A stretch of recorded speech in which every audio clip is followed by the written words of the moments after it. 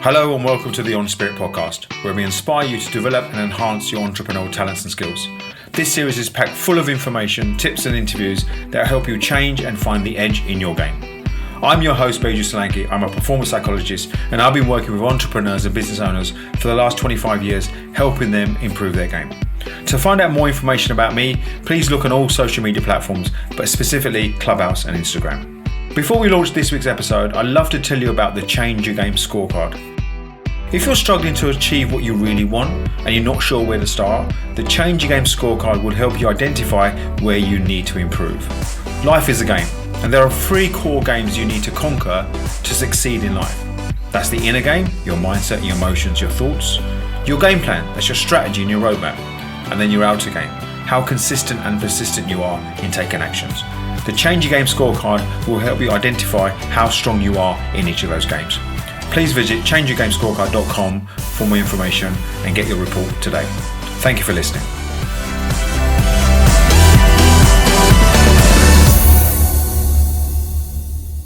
Hi, welcome to the next podcast, and I'm delighted to welcome a great friend of mine. Never met before, but virtually we have. How you doing, Jeff? I'm great. How are you? Not too bad at all, not too bad.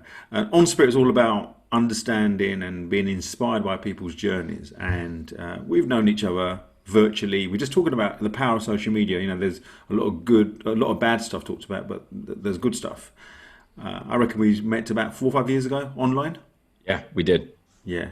And the reason we were connected is because there's a lot of things that you were writing about, posting about, that I could relate to, and I think vice versa. There's an alignment of values, alignment of purpose, etc. And we connected, we got on, and I'm really excited about some of the collaborations we're working towards.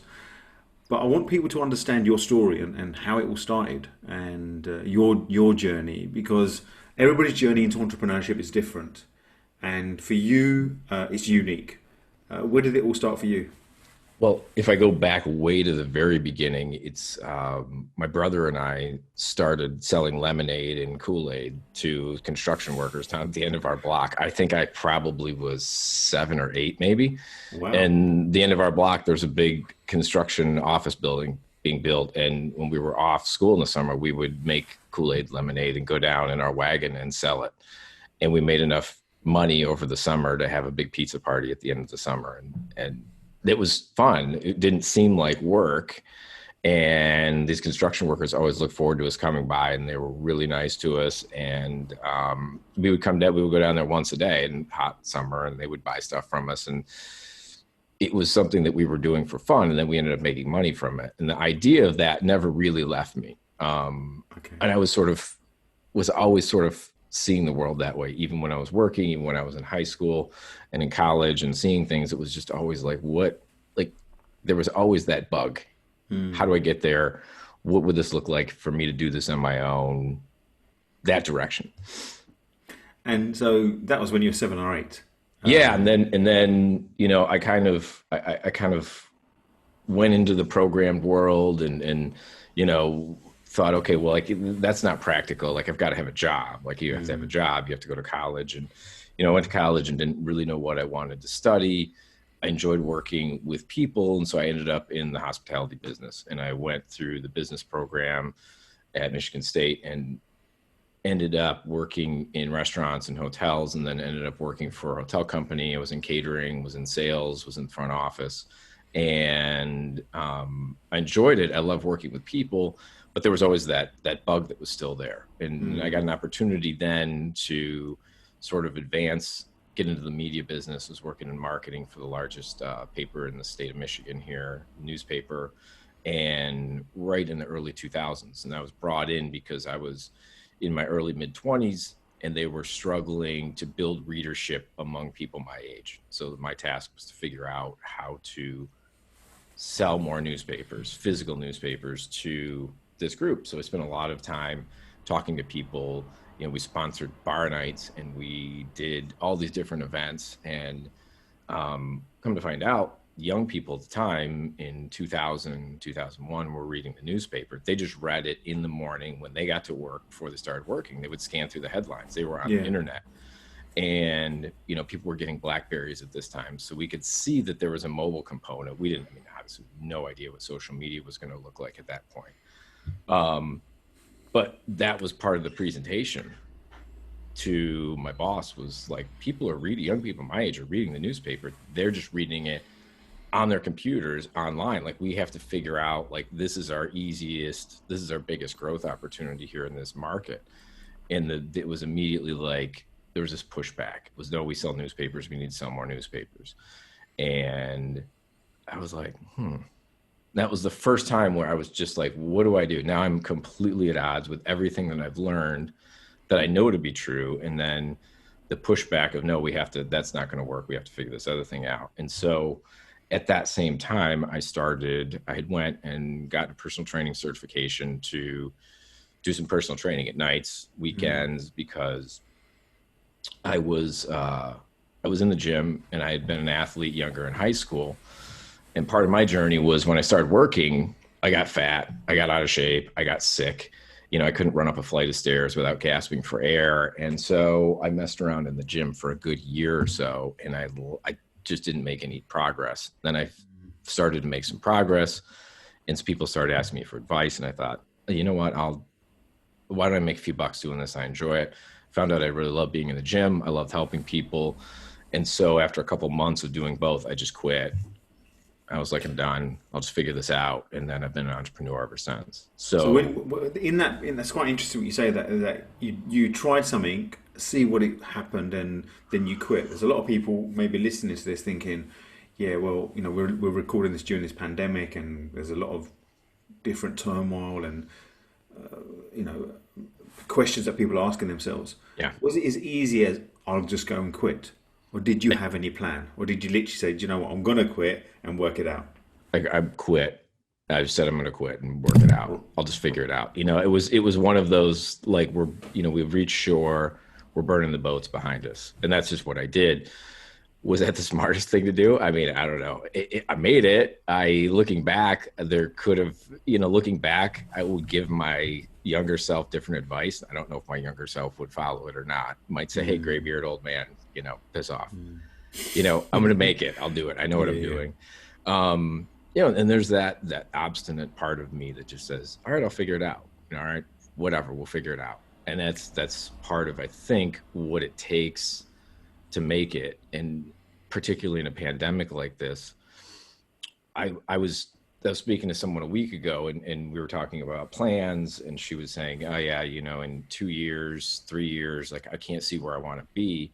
And I said, I really don't think that any of us can plan for more than 2 months. I mean, that's a long-term plan with the way governments are operating right now, with the way borders are operating, with the way currency markets are operating right now. For any of us to say, all right, what is it right now? It's October 2020. So for any of us to say, like, okay, well, let's plan for 2025. I mean, okay, if you want to do that, but I don't think you can make a plan. You can have a vision. You can create, okay, what sort of vision do I have? What sort of mission do I want to have? You can make it abstract, but I think we really get into the weeds there if we're talking about an actual plan of where I want to be, and sequentially then coming back from that.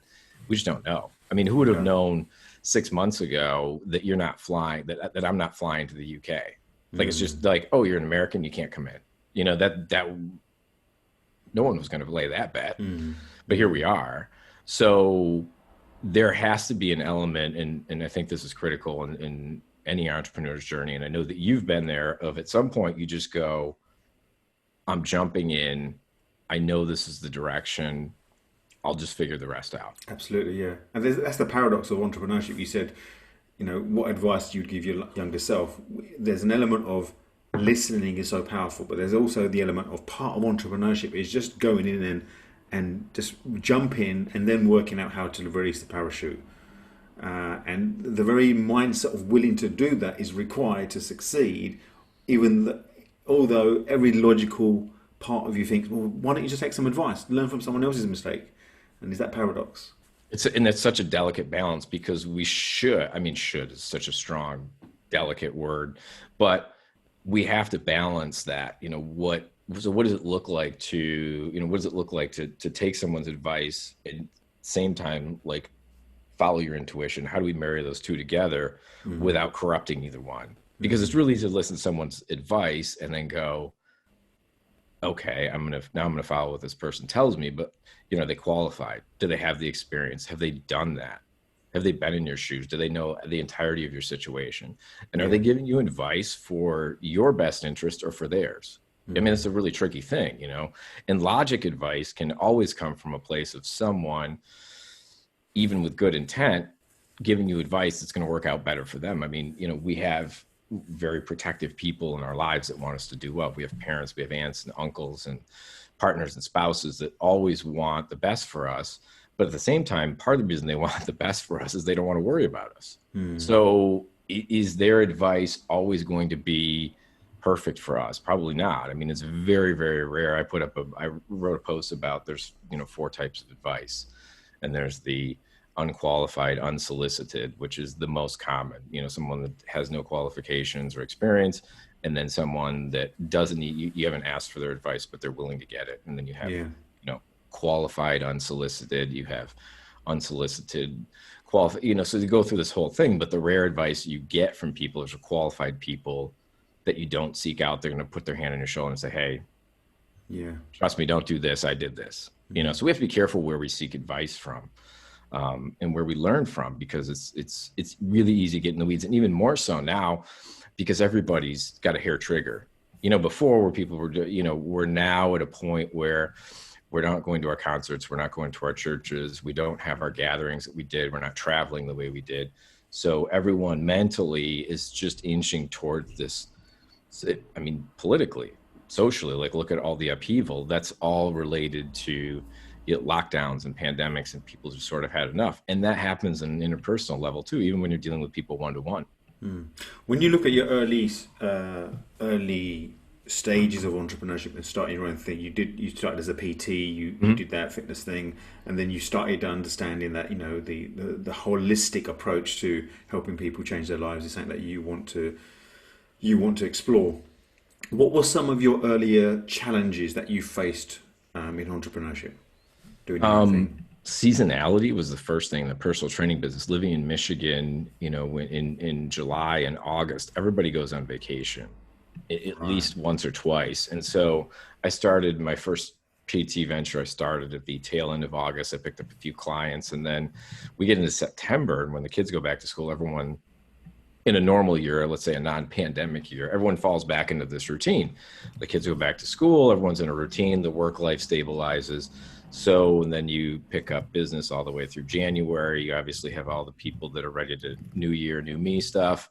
And then you sort of roll all the way into June. Well, I had started in August. So my business just kept growing without a lot of effort. I mean, effort wise, my effort was, delivering results for people and being myself.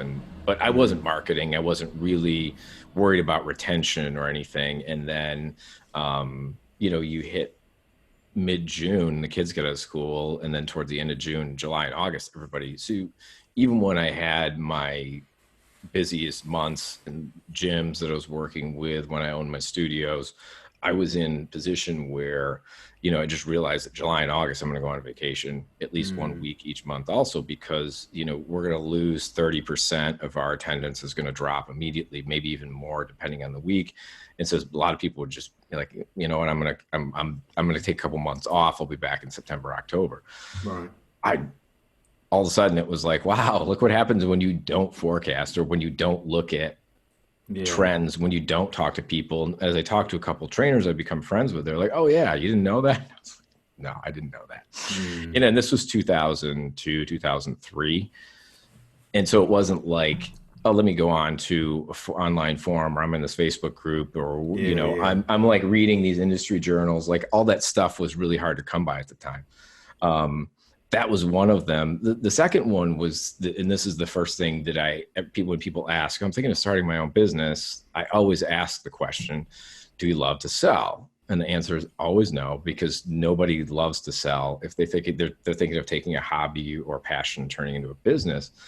And so my advice is always either learn how to love to sell your product, or find someone that does, or figure out some way to do that. Because until you make that sale, nothing happens. You can't help anybody. You can't give anyone your art. You can't sell your book. your hobby, your project, your craft, whatever it is, until you make that transaction, like nothing happens.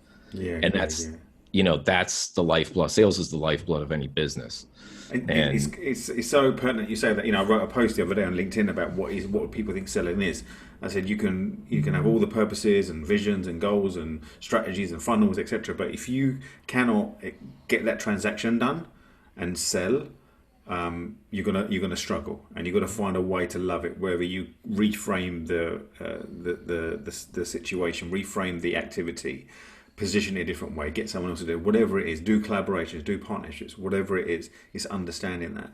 Were you a natural salesman before then? Did you naturally like sales in your previous occupations and you just had to adapt a different way for you? Or did it become different because all of a sudden you're selling your own stuff?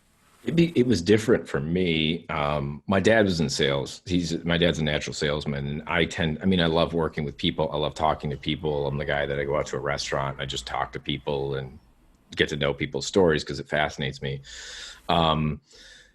But it was different because all of a sudden I went from, I've got to sell this catering space, or I've got to sell this block of hotel rooms, to this is my lifeblood and my passion. And so I sort of fell into the trap of tying my own ego and self-worth to a sale. So if I didn't make a sale, it was like, oh, this person doesn't like me. I failed. My business sucks. Whereas instead of just saying it was like, not the right fit, not the right time, moving on, I developed that callus over time. Because before it was just like, all right, I'm moving on, I'm selling this product or whatever it is. Now it was, I had tied myself to this because, I was the business. I thought, I was the business. So this was a big challenge for me. I think that's a big struggle for most people getting into it. I mean, there are some people that will just naturally sell. Yeah, 100%. I think you're spot on there, because when you're selling something that intrinsically is you're the product, if you like, you're the thing, everything, there's a lot of psychology that comes into that. Because when the rejection comes, they don't see it might not be the right time for them, or it might not be the right structure. It's me. It must be me. I need to then fix myself. There's a whole load of stuff that goes on there. And it's so funny because we think about, let's say we're launching a program and we want to sell 25 spaces and we sell 11. All we think about is the 14 between our goal, rather than there's 11 people out there that said yes, that we get an opportunity to reach. We get an opportunity to change their lives and help them live better, more efficiently, sleep better, I don't know, whatever it may be.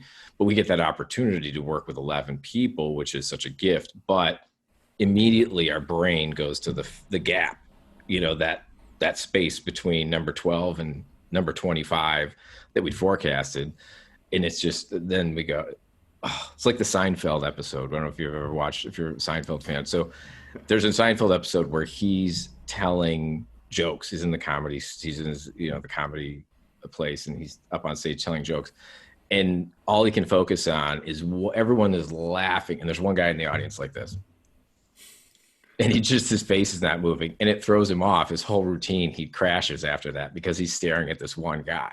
And I think that's human nature. We all get into that. Yeah. So I think that's a great lesson for people who are listening to this, who may be running their own business and facing where we are now having to operate in a very different way because of what we're experiencing with the pandemic. Is look at what is there, not what is not there, and see what you have got. See the optimism in the future, as opposed to currently it might not be great, but look at the optimism over there, as opposed to being sort of falsely rah happy now when things aren't good. It's about looking forward.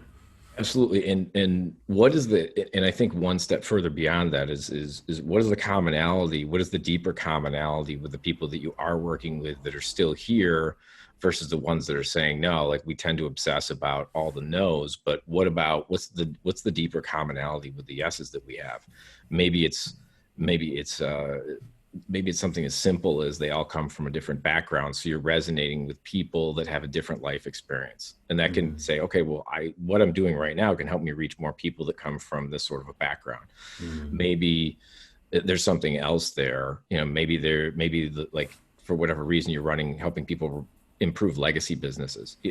There's a million ways to look at it, but we always just tend to go to that negative instantly. And I'm as guilty of as everybody else. I think the more that we become conscious of it, then we can realize, where we can improve and where we can make our own lives better.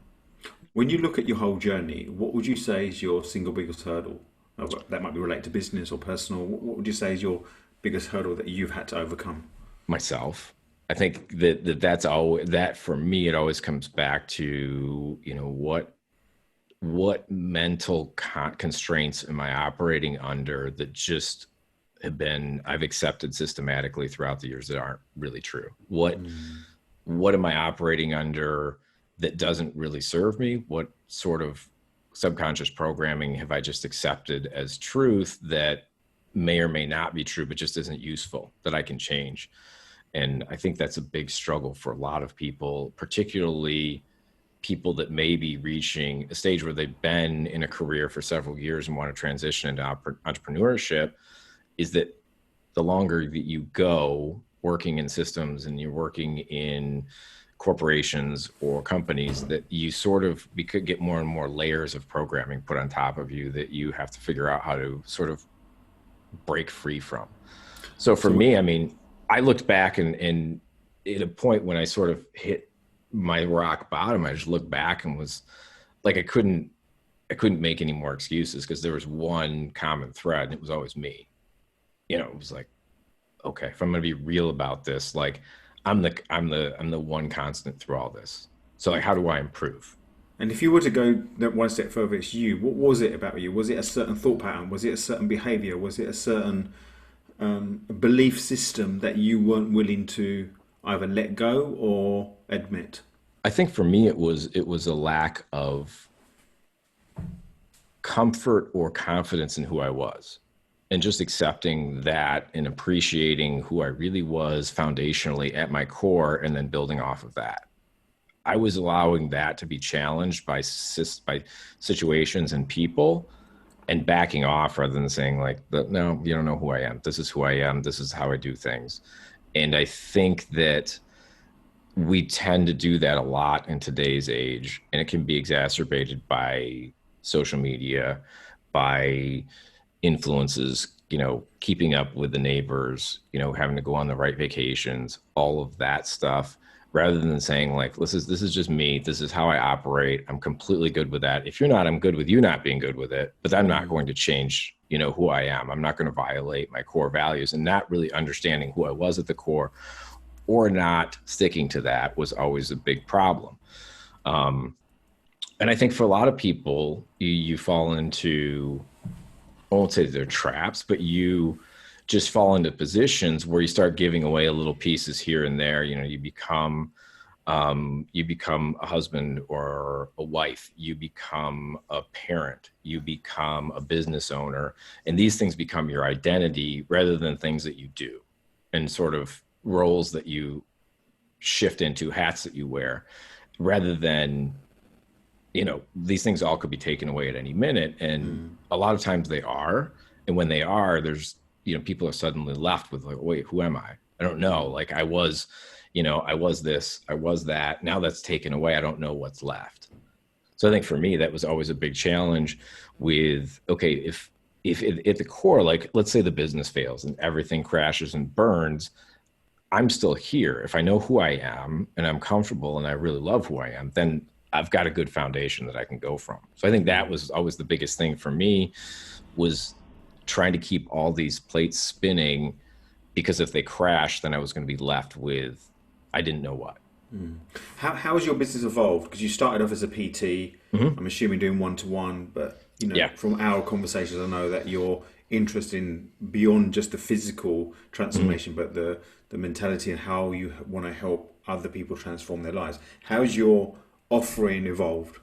I think that the biggest thing for me was people coming to me, and my first thought when I was a trainer was, I remember walking into a gym and seeing this sea of equipment and not knowing what any of it, it was like a tangled mass of like forged iron, and I didn't know what any of it meant, and it was just frightening. And I would literally walk through and I would see someone doing something and think I could figure that out. I'm going to sit at the machine next to them and I could do that. And that was how I started to strategize. And you wonder why nothing worked.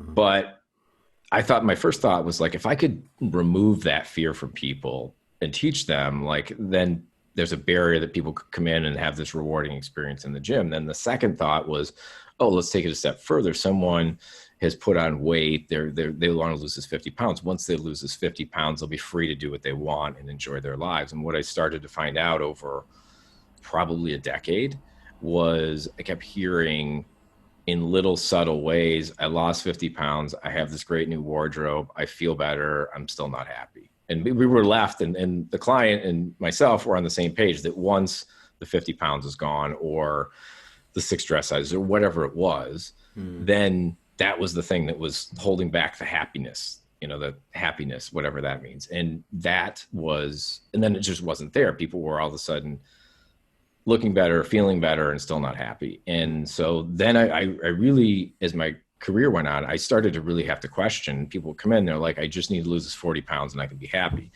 And I was at this point knew that that wasn't the case, that there was something much deeper. So do I accept someone's money and do this thing for them and take this 6 months or a year, and we're going to do this whole thing, and me knowing that this wasn't what they really needed. Like, if it was happiness that they were seeking, it wasn't the 40 pounds. The 40 pounds was a symptom of where they were.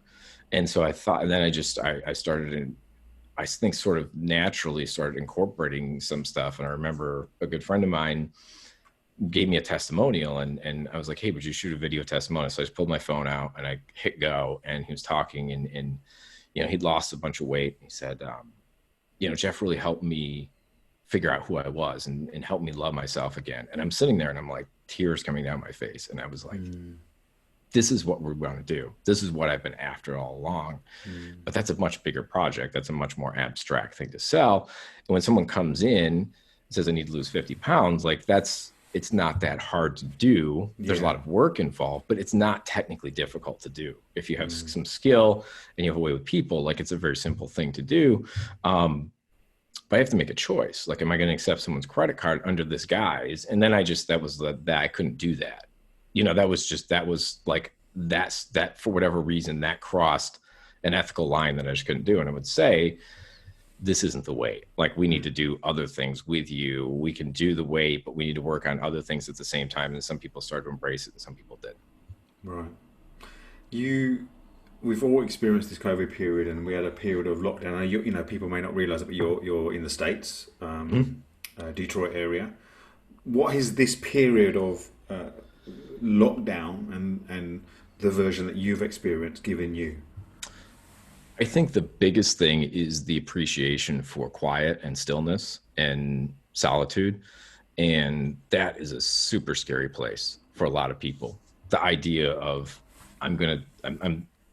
I have space, I have time now, because everything being canceled, like, we're not commuting, kids' sports, which, was a multiple nights a week of carpooling and practices and all of that. Like, it was just gone.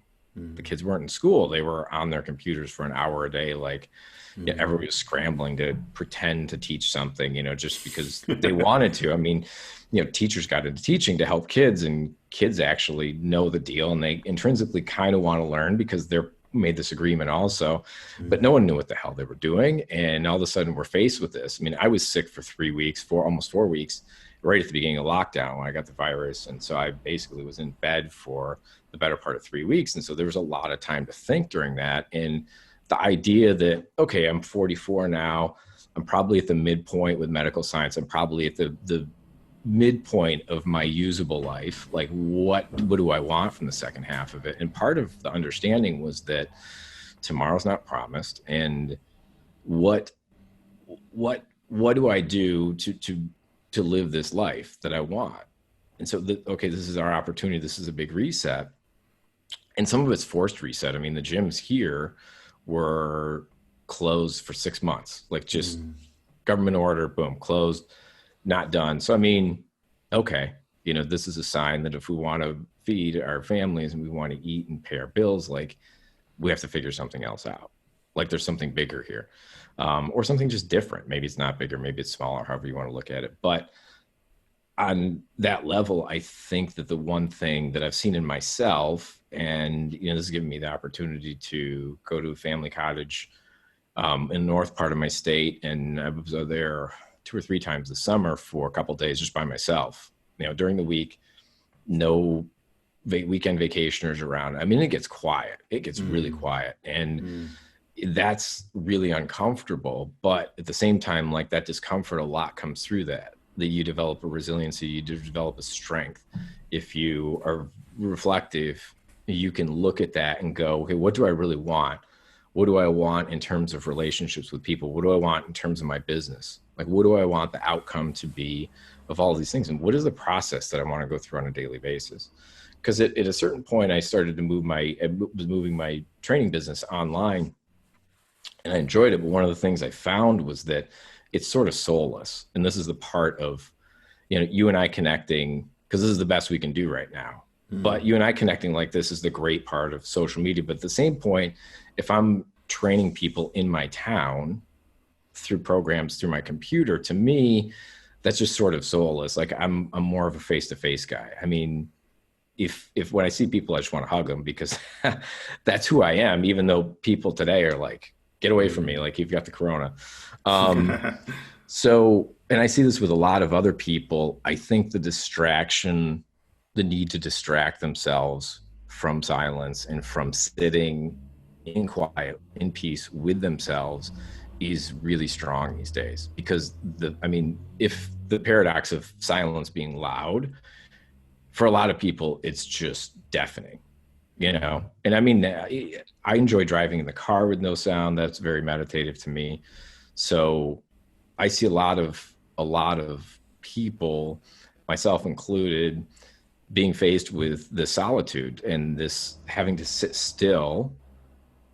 And you have a choice to make with that. You either kind of go into the difficult parts that come up with that, or it can be a really scary place if you're not self-aware, or not self-aware, if you're not prepared to assuming that, as well as some good stuff, some bad stuff might come up in that period of silence and stillness. And it's how we deal with that, because there's a realization where, wow, I didn't really know who I was. Wow, have I been operating like this for 20, 30, 40 years under a certain pretense, and in that stillness? That's why a lot of people don't like that solitude and silence. And even worse, something that comes up that you don't like because it's not socially acceptable. Like, you can't talk about the neighbors with this. Like, I'm the sort of person that I am very laid back. I have a long fuse. When my temper blows, it's not pretty. And I understand when I lose my temper. Now it's pretty much relegated to my sports teams. But like that realization that I have a temper that can get to the point where I say things that I look back in a few minutes and I'm like, but I fully accept that as part of me, and there's a time and place that could and has served me in the past. So, but there's that silence a lot of times will sort of shine a light on the dark corners of our souls. And if we don't want to see what's there, or we don't think that we tend to fall into this, oh, that's bad, it shouldn't be there, then that's a bad place. And people run from that. Like, it's like, I don't want to talk about that. I don't want that to be there. But once you know it's there. What would you say you're most proud? I know you've got children. And what are you most proud of when you think about your life up to this point, both business and personal? Children are a given. What are you most proud of? Right. That's a great question. I think that I would say that sitting here at 44, I'm completely comfortable with everything I've done in my life, good and bad, or positive, negative. And I can't think of a regret that I have. I can look back and go, that wasn't optimal. This would have been a better choice. But I don't look back with regrets. I don't look back with should haves or would haves. And I think about missed business opportunities that I could have made a lot of money at. And those were just lessons to me, because I wasn't ready to take that opportunity. Like, I blew it on some calls that I saw and thought, this is going to be awesome. And then I didn't pull the lever for it. I think so I think being super secure with who I am and saying at age 44 that I'm perfectly comfortable going a different direction in my life, professionally, personally, whatever it is. And maybe in 10 years, I'm going to do that again. So, if someone said, well, when do you want to retire? you want to retire at 65 or at 60? I'm like, I don't really think so. I don't think I ever really want to retire. I think I just want to grow into more meaningful and different work. So for me, it's like I think the thing I would say the most proud of is that I've really, at the core of my soul, just have become very happy with appreciating the journey. Yeah. And I think like you're 44, I'm in my late 40s, nearly the other side of that other figure. We won't talk about that soon. By the time some people listen to this, it would have come and gone. And there's a lot of people there who are probably in their late 20s, 30s thinking, you know, time's not on my side. Time is so much on your side. It's so much on your side. It's untrue. Yeah. Yeah. I mean, and this is something that Vaynerchuk, Gary Vee talks about a lot. And something I've appreciated about him is how his message has evolved. But one of the things he talks about is even like especially in this day and age with all the tools at our disposal, like it's never too late to shift what you're doing and to change something and reinvent yourself. And that's something that I think that we grew up, and I know you and I grew up in an era where, you know, what do you do for a living? I'm an accountant. So that means I'm going to be an accountant from the time I'm 25 or 22 or whatever until I retire and I get my gold watch and my pension. And then, you know, I'm going to go, you know, drive my camper van around, or I'm going to go live by the beach or whatever it may be. And that's just not how things are going to operate for a lot of us in the future. Like we're going to have different careers. We're going to have different roles. We're going to start businesses. The businesses are going to close. You know, like that's just part of life. Relationships are going to end. People are going to die. Businesses are going to close. And the idea that like being okay with that, saying, hey, that business was a great business for 8 years. And then the last 2 years, I was just grinding it out and I knew it was time for it to be over, but I stuck with it and I should have cut bait. Okay, there's the lesson. And now I'm moving on to something else. All those things happen anyway, not just in the pandemic, but in the pandemic, it's just acuter. Yeah. It's just acuter. Yeah. It's very tight and very... Yeah, the volume is just turned up on it. It's happening like this. You know, we drive by our favorite restaurant that we got takeaway from a week ago and it's closed. And there's no sign, there's no warning. And we go, well, what happened? Well, they were, they burned through their cash. They just couldn't operate anymore. Exactly. So, and we're seeing that rather than once or twice a year, we're seeing it once or twice a day now. So what's the future for you? What are you looking at? So it seems that in the last 2 or 3 years, you've rebirthed yourself, you re-energized where you're at and what you want to do, and coincided with this lockdown where we are going to go into a new norm. We are in a new norm. For you, what's your legacy? What's from here and the future for Jeff?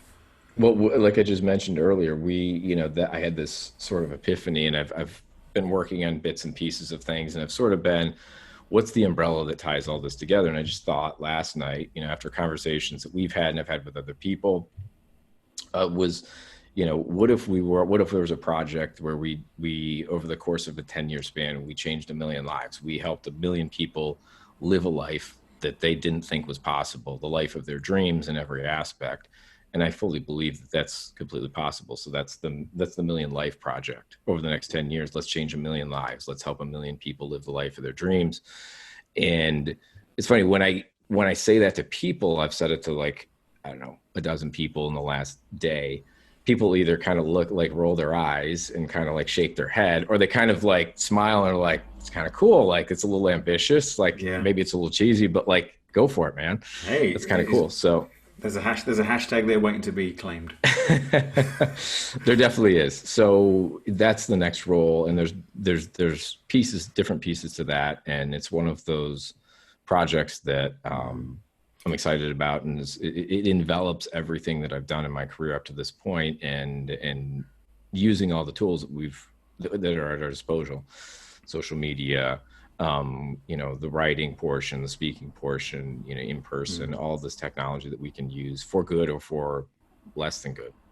Exciting times. Before we finish, I've got one last question and a couple of statements. Is if someone's listened to this and they're not in a great place, whether it's related to their business or personal life, and whether the COVID pandemic has either exaggerated it or enhanced the challenge they have, what would you say to them? What would you say to them if you're in front of them to say, look, to give them some hope? What would you say?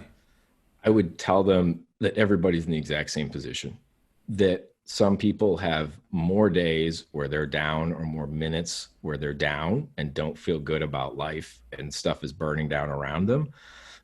Other people have fewer of those, but we're all in the exact same position. We all now have more days that are just heavy on our hearts and our minds and our souls than we did 6 months ago. That's just the reality of what we live in.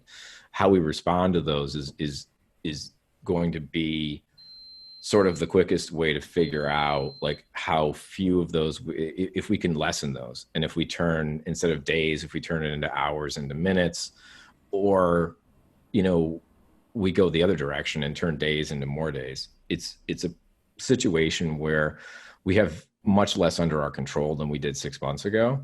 And we tend to focus on the stuff that we've lost control of.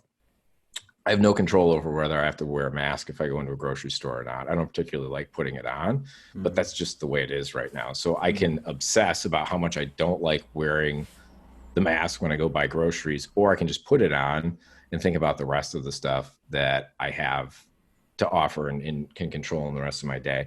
The second thing I would say is please understand that everybody's in the exact same position. It's just that some people have more minutes of that in their day or more days in their week than others. But the second thing is that corollary to that is that while everybody's having that, not everybody will admit it. Not everybody is comfortable admitting that, like, look, man, I'm struggling today. Like this, like work sucks. I'm tired of sitting behind a computer for 12 hours a day, talking to people when I was in an office, at a water cooler, laughing with colleagues. And now we're doing all these calls. So everybody's there. Some of us just aren't going to admit it. I'll admit it. Third thing, whatever you want to look at it, is if you're there, don't go at it alone. Like figure out an outlet to that, whether it's going for a walk with a neighbor or a friend or however that looks to you. I mean, even a call like this where we're on video, this is not the best way. I mean, we'd be much better off having a coffee in person. But that's not possible right now. So this is the next best thing for you and I to get together and talk. So let's do that. If you can't find somebody that's going to listen without judgment or just making you feel worse, like they're dismissive, they tell you that you're weak, any of that stuff, find somebody else. Like just look somebody else. If you go to this person who you think is super close to you and will be there for you and they're not, that's fine. They may not be able to, they're just not able to handle it right now. Find somebody else. You never know who is there for you. I made a post a couple of weeks ago about how to about reaching out to people and how to do that. And I had a couple of people that messaged me. One, a friend of mine that I hadn't spoken to in a few years, and he was going through some stuff and was like, hey, I've been watching your stuff. Like, can we talk? So we got on the phone, we talked, and we had a lot of commonalities of what we've been through. And that's sometimes just hearing that is enough. Like hearing someone else's story and okay, someone else went through this. I remember when I was at my lowest point, a friend that has become a in-person friend now, but we connected through Facebook. He said to me, the best thing about being in the gutter is there's a curb right next to you to pull yourself up, to get out of that. And I've never forgotten that. And it makes me laugh, but at the same time, it's very true. Like, and he was saying, like, just look around. There's something that you have to pull yourself up with. Yeah. So everybody is struggling on some level or another right now. Even if you're going to a place where you work, where you have some outlet for social connection, like our lives have been severed. I mean, I was planning on 2020. I had like 10 or 12 concerts that I was going to go to. It was like the best concert season in Detroit I'd seen in 20 years. I was so excited. Wow. I went to 2. You know what I mean? Like it was in February. There were 2 of them in February. Everything has been closed since then. And there's no bands touring until maybe sometime next year. Mm-hmm. So I'm still pissed about that. That's one thing that I don't think I'll ever quite get over. Yeah. Or reach out, find somebody.